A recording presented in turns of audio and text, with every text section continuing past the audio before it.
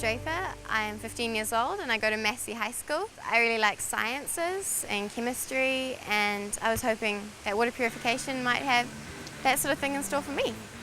We've taken Harriet to the beaches of the Coromandel and to the holiday resort Matarangi. The town's water treatment plant is owned by the Thames Coromandel District Council and run in partnership with United Water. All 7 municipal public water supplies in this area are owned by the council. Matarangi's small modern water treatment plant is run by just one person, plant operator Steve Harwood. G'day, I'm Steve. Hi, I'm Harry Draper. Hey Harry, have a taste of that. Tell me what you can taste. Nothing, just water. Just water? Fantastic, because that's what we're trying to make. A lot of people, they turn the tap on, water comes out. They don't really put any thought into how that water actually gets to that tap. It's quite a complex process. We do quite a few calculations and we record a lot of data to make sure we comply with the drinking water standards, because at the end of the day, people's health depends on exactly what we're producing out of these plants. The plant is fully automatic and everything can be managed from this control point. First job of every day is to head out and inspect the main water intake at the river nearby. So this is the Opunanui River. This is where we get most of our abstractions. And if you have a look just over the edge here, you see the wedge wire filter, and that's the main intake point. Steve Harwood has been working for United Water for 2 years and is currently completing his national certificate in water treatment. I love the job, yeah. I've always been an outdoor type of guy.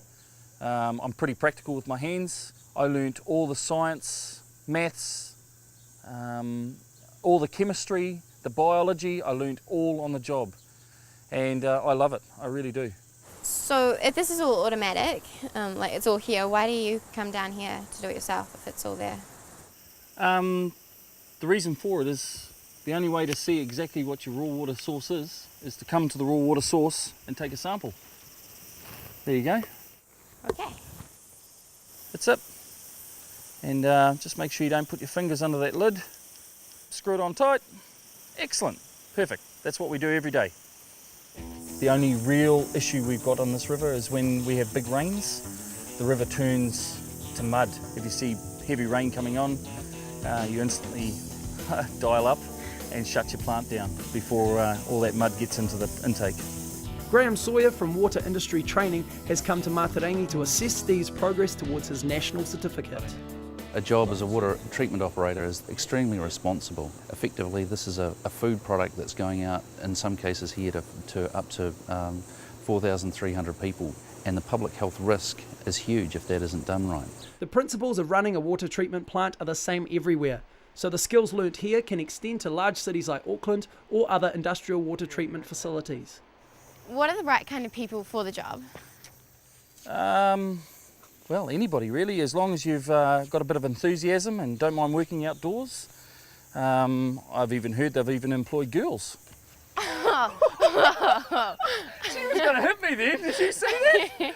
Traditionally, it's been a fairly male-based industry, but there's absolutely no reason for that. So we're actively encouraging girls, young women to apply for jobs and get into the industry. It's asking you if you want to calibrate at 7, that's correct, E again. Calibrating instruments is part of the routine. And there you go, you've just done a calibration. So is this, adding a measure of polyelectrolyte, a chemical which helps clear the untreated water. The dosed water is then pumped to this tank, the clarifier. So why does it look so gross when it's clean water and it looks so spongy? So spongy? Yeah. Oh, no. What you see at the bottom is that live flock blanket, what we've added the chemicals in to create.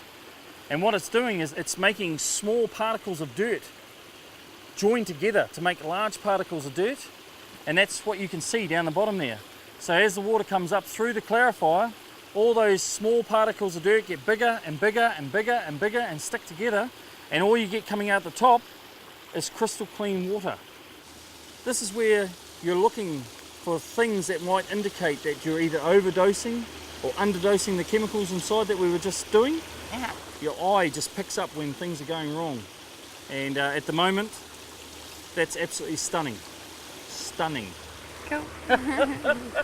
Steve's typical of the passion and commitment you see in water treatment operators, because it is such a challenging and varied role, you see water treatment operators who are incredibly passionate about their jobs.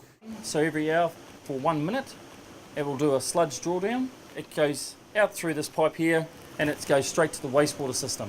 The cleaned water is then dosed with chlorine to disinfect it, and the alkalinity is adjusted so any corrosive effect on pipes and taps is minimised.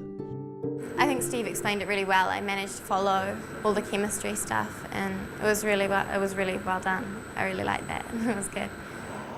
Steve has to check that the water at the end of the pipe is as good as when it left the plant. Here at Mātarangi, the end of the line is the beach with its public loo. Harriet's going to test the FAC or free available chlorine. This here is a Palin test kit. It allows us to test for free available chlorine, total chlorine, alkalinity, iron. We take a sample, we add a certain tablet, depending on what we're actually trying to find out the value of. It changes colour and obviously it gives us a reading at the top here. Within seconds, the reading is there. To me, it's a little bit lower than what I would have expected at this point of time.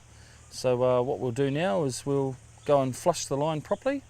Flushing the line introduces fresh chlorine and fixes the problem. So is Harriet home and hose?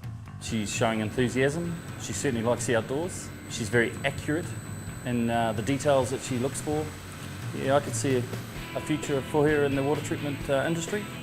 You turn the tap on, it's clean water, you don't think about it, but there's so much process involved in chemicals, and yeah, like you can control what happens with the water. It's quite cool. Cheers. Cheers. The Primary Industry Training Organisation offers a national certificate in water treatment and skills are learnt on the job. Anyone with a practical bent and strong initiative can be a water treatment operator. Good results in NCEA maths and science is often enough to secure a place. Water treatment is a very strongly compliance-based industry. The health of New Zealanders depends on it. The water industry is short of skilled operators, so employers welcome job applications. This represents a great chance for all sorts of people to train for a new career.